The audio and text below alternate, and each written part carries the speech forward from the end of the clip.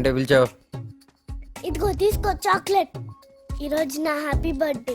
మరి ఫేస్ లో హ్యాపీనెస్ లేదు. Happy birthday.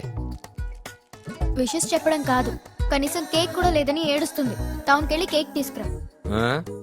ఊరి దాటి వెళ్తే పెద్దనాన్న మెట్టుతోనే కొడతాడు. ఇంకేమన్నా చూసుకో. కేక్ తెస్తే కిస్ ఇస్తా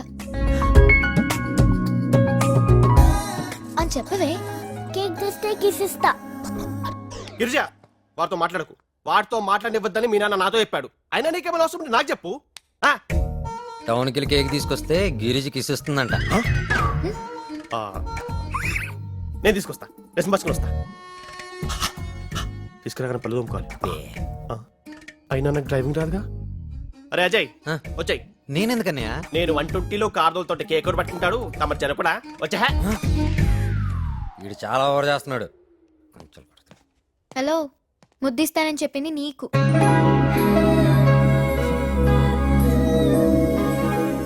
ఏంటి రొమాన్స్ లోకి దిగావు? ప్రేమలో పడ్డావా? అదేం లేదు, జస్ట్ బెట్. ఇలా పెట్టిగాసి ఎంతమంది కిస్ ఇచ్చావే? కాస్త మంచిగా ఉందామంటే ఉండనివ్వగా. ఓయ్, ఒకవేళ పడదామనుకున్నా గీత విషయం గుర్తొచ్చి నిన్ను చంపేయాలన్నంత కోపం వస్తుంది. గీత విషయంలోనే కదా నువ్వు ఎంత కోపంగా ఉన్నా. సరే చెప్తాను నేను. ఆ రోజు గదిలోకి గీతని నేను పిలవలేదు, తనే నన్ను పిలిచింది. Ajay, I love you. Please నా మాట విను.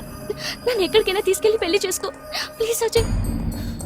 గీత, నిన్ను తీసుకెళ్ళడం పెద్ద కష్టమేం కాదు, కానీ నేను తీసుకెళ్తే లైఫ్ లాంగ్ వీళ్ళని క్షమించరు. అది కూడా కాదు నన్ను ఆపేది. వీడిది కూడా వీడి తండ్రి రక్తమే అని నా తండ్రిని అంటారు. అది నాకు ఇష్టం లేదు.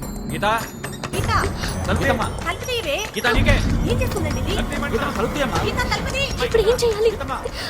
ఇంట్లో అందరికీ తెలిసిపోయేటట్టుంది. Geeta, Geeta, I love you Geeta. Please మన ఇద్దరు లేచిపోదాం. నా మాట విను ప్లీజ్. ఏంట్రా నా కుదురు లెక్కెళ్తావా? ఓకేనా? క్లియర్ అయిందా?